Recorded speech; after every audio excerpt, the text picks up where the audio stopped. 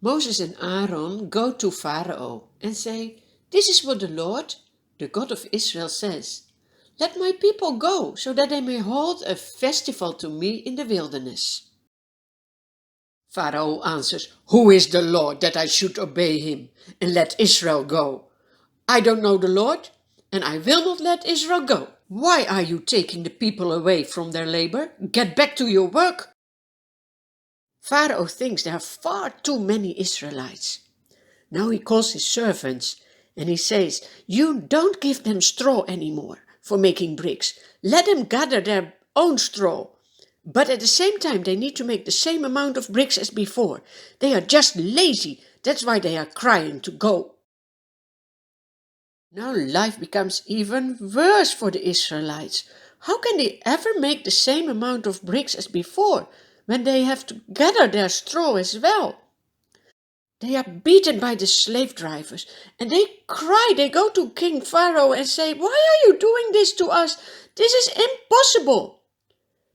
But Pharaoh says, "No, you are just lazy. That's why you want to go into the wilderness to sacrifice your Lord. No, it will not change, you lazy people." The Israelites realize that they are in trouble. As soon as they see Moses and Aaron, they say, "What have you done to us? These new rules will just kill us."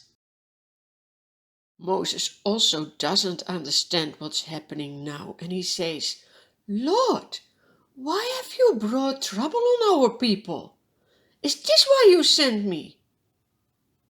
Ever since I went to Pharaoh to speak in your name, he has brought trouble on our people, and you have not rescued your people at all." That's the best thing that you can do when you don't understand your life. Ask the Lord. God says to Moses, "Now you will see what I will do to Pharaoh. Because of my mighty hand, he will let your people go. Tell the Israelites who I am." Moses and Aaron go back to the Israelites and they say, "Look, the Lord himself has been speaking to us. He is the God from Father Abraham and Isaac and Jacob. He will never forsake us. He has promised it. It's his covenant. He will always do what he promises. You will see. He will guide us out of this slavery. He will bring us to the promised country." But the Israelites, they are so discouraged because of their hard labor that they don't listen to Moses and Aaron. The Lord also says to Moses, "Go back to King Pharaoh and say that he needs to let the Israelites go." But Moses says to the Lord, "But when my own people don't listen to me, how can I expect the king to listen to me? And on top of that, I'm not good in speaking." Hey, do you remember that's what Moses said to the Lord also at the burning bush? Didn't he learn his lesson?